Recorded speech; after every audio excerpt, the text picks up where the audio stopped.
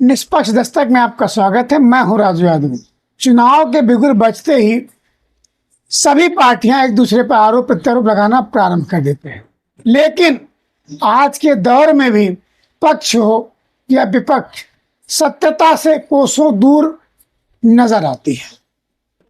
चिकित्सा के क्षेत्र में सरकार के स्तर पर कई योजनाएं और प्रयास भले गिनाए जा सकते हैं, मगर जिलों में स्थिति कुछ और ही कहती है।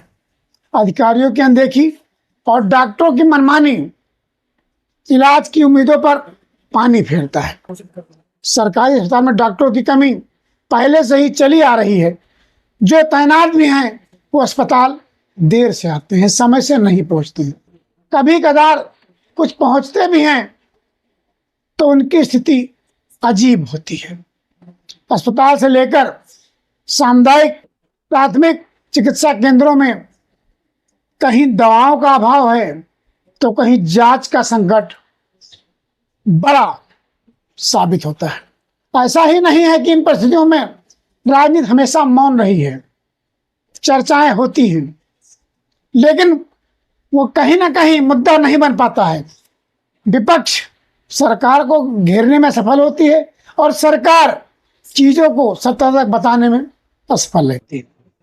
आपने देखा कई बार अस्पताल के गेटों पर प्रसव हुए हैं, ठेले पर प्रसव होते हैं।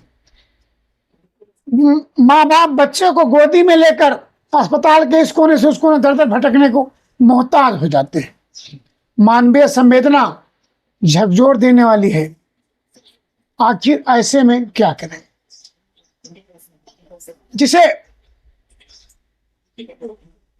ये बेसिक मुद्दे हैं, बेसिक जरूरत है, मूलभूत आवश्यकताओं में आता है, लेकिन इस पर कभी चर्चा नहीं हो पाती। आज हालात ये है कि आपको किसी भी प्रकार से स्वस्थ रहना है तो अपने आप को बचाकर योग प्रतिरोध खान पान की क्षमताओं को सही से रखकर स्वस्थ रखिए। अगर आप अस्पतालों के भरोसे हैं तो आपकी स्थिति नाजुक हो सकती है, क्योंकि आज अस्पताल खुद ही बीमार है। निष्पक्ष दस्तक एक छोटी सी चर्चा और खोज लेकर आया है। श्रावस्ती जिला, जहां 15 लाख की आबादी है, जिसका जिम्मा जिला चिकित्सालय, 7 सामुदायिक व प्राथमिक स्वास्थ्य केंद्रों पर है। 30 चिकित्सक ग्रामीण संस्थाएं सेवाएं देख रही हैं। संयुक्त जिला चिकित्सालय के चिकित्सक के 31 पद सृजित होने के बावजूद तैनाती सिर्फ 29 की है। यहाँ का चिकित्सा तंत्र कैसे काम कर रहा है, ये हम वहीं के कुछ लोगों की जीवनी बताते हैं। नाम ना बताने की शर्त पर एक सज्जन से निष्पक्ष दस्तक की मुलाकात हुई। उन्होंने कहा कि अस्पतालों में सामान्य मरीजों को इलाज के लिए परेशान होना पड़ता है, चिकित्सकों की घुड़की को भी सुनना पड़ता है। जिला अस्पताल में चिकित्सक समय से नहीं आते हैं। कई डॉक्टर ऐसे हैं जो कभी कदार ही आते हैं। पटना खरगौरा की माया बताती हैं कि सरकार की ओर से संस्थागत प्रसव को बढ़ावा दिया जा रहा है, लेकिन सीएचसी से जिला अस्पताल तक प्रसव कराने के लिए वसूली आम बात हो गई है। चिकित्सालय अस्पताल में एमआरआई मशीन कहीं है कहीं नहीं है। जहां है वहां चलाने वाला है, जहां नहीं है वहां चलाने वाला नहीं है। महत्वपूर्ण जीवन रक्षक दवाओं का हमेशा टोटा बना रहता है। इमरजेंसी में भी सिर्फ सैंपल के रूप में दवाएं होती हैं। मरीजों को अपने स्वास्थ्य के लिए अगर इलाज चाहिए तो जेब से पैसा खर्चा करना पड़ता है। अब मैं आपको ले चलता हूं गोंडा। अपने आप में बड़ा जनपद है गोंडा। यहाँ की आबादी लगभग 40 लाख है, जिसके स्वास्थ्य की व्यवस्था भगवान के भरोसे ही है। यहाँ प्राथमिक व सामुदायिक स्वास्थ्य केंद्रों पर अल्ट्रासाउंड जांच जैसी सुविधाएं भी नहीं हैं। दुर्घटना में घायलों के इलाज के लिए कोई व्यवस्था नहीं है। ट्रामा सेंटर बनने के लिए वर्ष 2022 में प्रस्ताव भेजा गया था, लेकिन उस पर अमल अभी तक नहीं हो सका है। यह है हमारी सरकार के दावे। यहां सरकारी अस्पतालों में डॉक्टरों के 170 पद सृजित हैं, लेकिन मौके पर मात्र 120 की ही तैनाती है। मेडिकल कॉलेज में लगे सीटी स्कैन में मशीन 9 मार्च 2023 से खराब है। कर्नलगंज के मिस्टर कुमार बताते हैं कि उनके भाई सड़क दुर्घटना में घायल हो गए थे। पीएचसी से उनको मेडिकल कॉलेज गोंडा रेफर कर दिया गया, लेकिन यहाँ भी इलाज नहीं मिला। प्रदीप को लखनऊ ले जाना पड़ा। अब हम चलते हैं बलरामपुर। यहाँ की आबादी भी कम नहीं है, 40 लाख की आबादी है। 40 लाख की आबादी की जिम्मेदारी संयुक्त चिकित्सालय पर है। वो खुद ही संसाधनों के अभाव में बीमार है।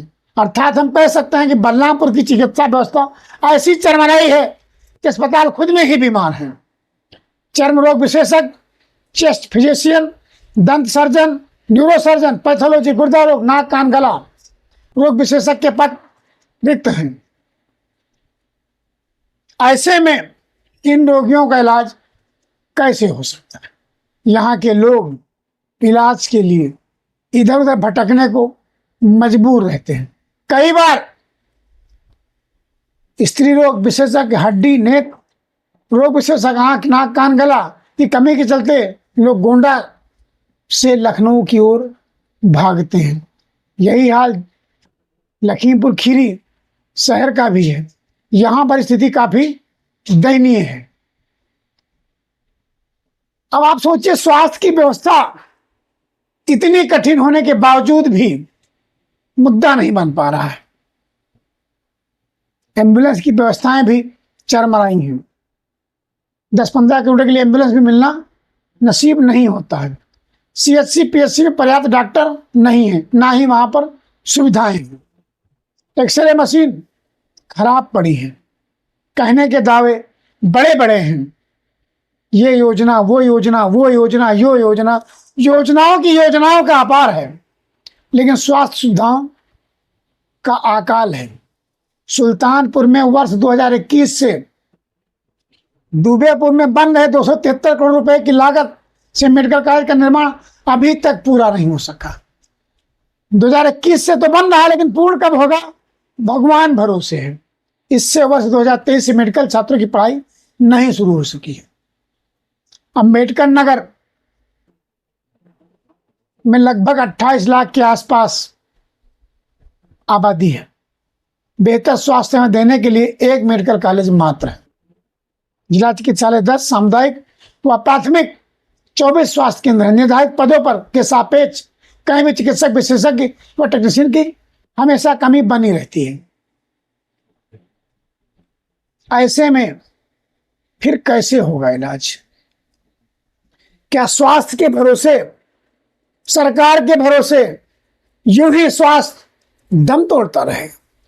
कई अस्पतालों की स्थिति तो ऐसी है, फार्मासिस्ट और नर्स पर इलाज का जिम्मा है। बुखार के मरीज तक रेफर कर दिए जाते हैं। बाराबंकी में 21 सीएचसी और 58 पीएचसी केंद्र हैं। इनमें से 241 चिकित्सकों के पद के सापेक्ष मात्र 165 पर ही तैनाती है। इस व्यवस्था में फार्मासिस्ट तो कहीं नर्स मरीज का उपचार करती नजर आती है। जिला चिकित्सालय में चिकित्सकों के 39 पद सृजित हैं, सिर्फ 19 की तैनाती है। प्रतिदिन चिकित्सालय की ओपीडी में 2 से 2,500 मरीज आते हैं, यानी एक चिकित्सक को 100 से अधिक मरीज देखने पड़ते हैं, जो कि काफी मुश्किलों भरा होता है। हरदोई जनपद में कभी यही हाल है। एक डॉक्टर के सहारे सीएचसी पीएचसी चल रहे हैं। बुखार तक मरीज मेडिकल कॉलेज रेफर कर दिए जाते हैं। कई बार तो एक ही चिकित्सक 2-2 सीएचसी पीएचसी का देख रेख करता है। 41 लाख की आबादी वाले जिले में 63 सीएचसी पीएचसी 57, इनमें से 6 डॉक्टर तैनाती है। ओपीडी में प्रतिदिन 200 से 300 मरीज पहुंचते हैं। ऐसे में फार्मासिस्ट का मरीज ही उनका इलाज जैसे तैसे कर पाते हैं। बड़ी समस्या आज के दौर में दिल की बीमारी, कैंसर, हार्ट अटैक इलाज के लिए भटकना पड़ता है। इसके लिए लोग दर दर भटकते हैं। अवध के कई जनपदों में गंभीर रोगों के विशेषज्ञ नहीं हैं, विशेषकर हृदय रोग, कैंसर रोग, हार्ट अटैक के बढ़ते मामलों के बीच गोंडा, बाराबंकी, हरदोई, बहराइच, लखीमपुर, बलरामपुर समेत अन्य जनपदों में हृदय रोग की विशेषज्ञ की तैनाती ही नहीं है। अब ऐसे में अगर किसी को ऐसी समस्या आती है तो नेचुरल सी बात है, उन्हें बगल के जनपदों के मुंह देखने पड़ेंगे। दिल से संबंधित बीमारी का उपचार कराने के लिए रोगियों को लखनऊ जाना पड़ता है। बाराबंकी जनपद जो राजधानी लखनऊ से सटा हुआ है, वर्ष 2022 में हृदय रोग विशेषज्ञ के सेवानिवृत्त होने के बाद से किसी की तैनाती आज तक नहीं हो सकी है। हरदोई के मेडिकल कॉलेज में हृदय रोग और न्यूरो विभाग ही नहीं है। बलरामपुर जिले में न्यूरो, कैंसर व हृदय रोगियों की संख्या दिनों प्रतिदिन बढ़ती जा रही है, मगर इनके इलाज की व्यवस्था नहीं है। जिले में इनके विशेषज्ञ न होने से दिमाग पर पड़ने वाली गांठ, ब्रेन ट्यूमर के बारे में लोगों को अक्सर तब जानकारी हो पाती है जब वो लखनऊ पहुंचते हैं। बहराइच मेडिकल कॉलेज में भी हृदय रोग और न्यूरो विभाग संचालित नहीं है। अल्ट्रासाउंड तक के लिए बाहर जाना पड़ता है। आजादी के अमृत महोत्सव में आज हम स्वास्थ्य के लिए भी दर दर भटक रहे हैं। अब ये महोत्सव जो है अपर क्लास का है, लोअर क्लास का है, चर्चा का विषय है। दिनों दिन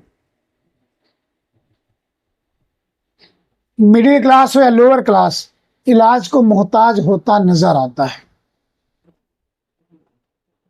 प्रधानमंत्री स्वास्थ्य कार्ड, कई सारी योजनाएं हैं, लेकिन अभी जल्दी ही जानकारी है कि कुछ लोगों ने कहा है कि पहले पैसा आ जाएगा तब इलाज प्रारंभ होगा। ऐसे में बीमारी से ही दम तोड़ देता है। स्वास्थ्य कार्ड का बहुत ज्यादा फायदा नहीं उठा पाता है। तो मेरी सिर्फ आपसे यही प्रार्थना है, स्वास्थ्य के मद्देनजर आपको जो मौका मिला है 5 साल में लोकतंत्र की व्यवस्था है चुनने का, उसे ही चुने जो आपका स्वास्थ्य रक्षक बन सके। और इस लोकतंत्र में मतदान जरूर करें। यह आपका अधिकार भी है और आपका कर्तव्य भी है। तब तक के लिए आप नई खबरों को जानने के लिए देखते रहिए निष्पक्ष दस्तक।